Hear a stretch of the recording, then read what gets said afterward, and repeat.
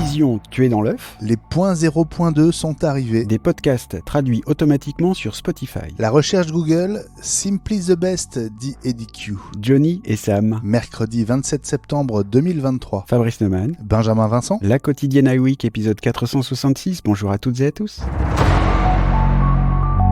Et tout de suite, ce coup d'arrêt annoncé par Kuo Ming-chi. Apple aurait renoncé, Fabrice, à une future version moins chère du Vision Pro. Alors j'ai envie de dire aurait renoncé pour le moment parce que en gros il avait été annoncé que peut-être il y aurait une version un petit peu moins chère pour 2025 suite au lancement de celui qu'on a vu qui est annoncé à $3500 et qu'on n'a pas encore vu véritablement.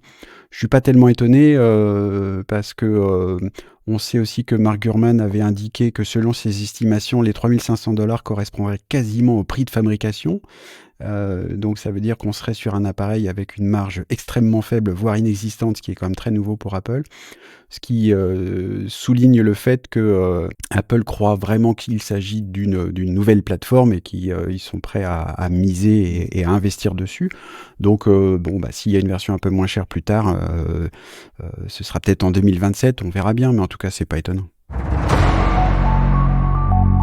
Les mises à jour correctives en .0.2 sont arrivées, notamment la mise à jour d'iOS pour les iPhone 15 qui résout le bug du transfert des données entre deux iPhones, mais mise à jour aussi pour iPadOS et WatchOS, Fabrice. Ça veut peut-être dire que ces problèmes de transfert de données entre deux iPhones qu'on avait découvert au moment des premiers tests, l'arrivée des premiers iPhone 15 dans les mains des acheteurs, concernent en fait plus de modèles que ça.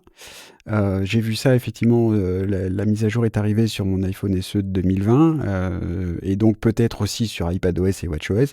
Alors en même temps, même s'il n'y a pas de problème sur iPadOS et WatchOS, tant qu'à faire, Apple essaye toujours d'avoir les mêmes numéros de version sur tous les appareils, sur toutes les plateformes, donc ça c'est normal.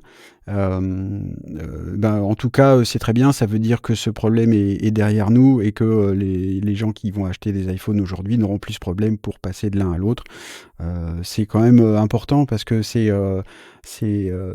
quand on a un problème de transfert de données entre son ancien iPhone et son nouvel iPhone, ça gâche un peu la fête parce qu'on est tout content d'avoir un nouveau jouet tout neuf et puis si on se retrouve avec un iPhone tout cassé, c'est quand même dommage. Donc voilà, il n'y a plus de problème, tant mieux, faites la mise à jour. Et on précise que la nouvelle version 17 de Safari est maintenant disponible aussi pour les Mac sous macOS Ventura et macOS Monterey. Important. On en a parlé en long, en large, en travers dans l'hebdo avec les nouvelles fonctions de Safari. Précipitez-vous, profitez-en, les profils notamment, c'est super important et très pratique. La traduction automatique des voix grâce à l'intelligence artificielle, c'est la nouveauté pour les podcasts annoncée par Spotify qui pourrait lui donner un avantage concurrentiel énorme sur ses concurrents dont Apple Podcast. La technologie repose sur les dernières avancées d'OpenAI qui apprend les voix pour les reproduire au plus proche. Elle fonctionne pour l'instant depuis l'anglais vers l'espagnol avec de premiers épisodes déjà disponibles à l'écoute et d'ici quelques jours en français et en allemand. Évidemment, un tel outil pour créer une version anglophone des podcasts iWeek nous intéresserait énormément. Alors, quelle sera la réaction d'Apple ? Fabrice, je pense notamment à cette technologie Apple de clonage de la voix, mais que la marque réserve pour l'instant à ceux qui perdent leur voix, justement, essentiellement pour des raisons médicales. Alors, Apple le réserve pour ces cas-là, mais enfin, tout le monde peut le faire aujourd'hui. On va dans l'accessibilité, on peut se créer une voix personnalisée. Attention, pour l'instant, c'est uniquement en anglais aussi, la création de la voix personnalisée. Donc, même si vous avez un iPhone qui est en français, avec une interface en français, vous aurez accès à cette option de voix personnalisée, je crois que c'est comme ça que ça s'appelle. Mais du coup, ensuite, vous ne pourrez vous créer qu'une voix en anglais. Donc, c'est réservé à ceux qui parlent bien anglais. Le résultat, moi je l'ai fait, le résultat est moyen, j'ai trouvé, donc il faut que je le refasse. En fait, peut-être que j'ai pas été, parce que c'est un petit peu long, il faut lire 150 phrases pour que l'appareil apprenne la voix. En tout cas, toutes ces avancées dans l'intelligence augmentée, c'est fascinant parce que ça va à une vitesse folle. C'est intéressant. Pouvoir diffuser en anglais, pourquoi pas. Ça veut dire aussi que les podcasts en anglais pourront diffuser en français. Ça va nous faire beaucoup de concurrence. Donc il va falloir qu'on soit encore meilleur, tellement on est bon déjà, mais on s'y attelle. Le procès autour de la recherche Google aux États-Unis et des gros arrangements pour s'assurer un quasi-monopole. Eddie Q, le vice-président d'Apple chargé des services, a été appelé à témoigner et il n'y est pas allé par quatre chemins. Selon lui, Google Search était et reste la seule option pour Apple. Et The Verge de le citer, si nous en avons fait le moteur de recherche par défaut, c'est parce que nous avons toujours considéré que c'était le meilleur. Voilà, au moins c'est clair, Fabrice. Bah, c'est clair et ça ne l'est pas. Je trouve que, pour moi, ça me fait penser, sur un tout autre sujet, on avait évoqué aussi les pourcentages de satisfaction des utilisateurs avec les produits qu'ils achètent. Et forcément, quand on achète un produit 1000 euros, on dit qu'on est content parce qu'on a du mal à dire que ce qu'on vient d'acheter pour très cher, c'est mauvais. Et rappelons que Google paye entre 10 et 15 milliards de dollars par an à Apple pour avoir cette exclusivité. Donc ça veut dire qu'ils vont pas dire que c'est pas bon puisque ça coûte très cher.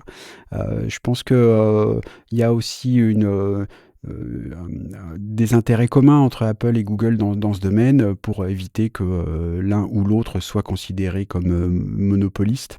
Je ferai aussi un autre parallèle avec autre chose. À l'époque, je m'y mets une fois de plus, Steve Jobs avait dit personne n'aurait envie de regarder des vidéos sur un tout petit écran et l'année d'après sortait l'iPod vidéo. Donc il y a un moment, ce qu'on dit dans des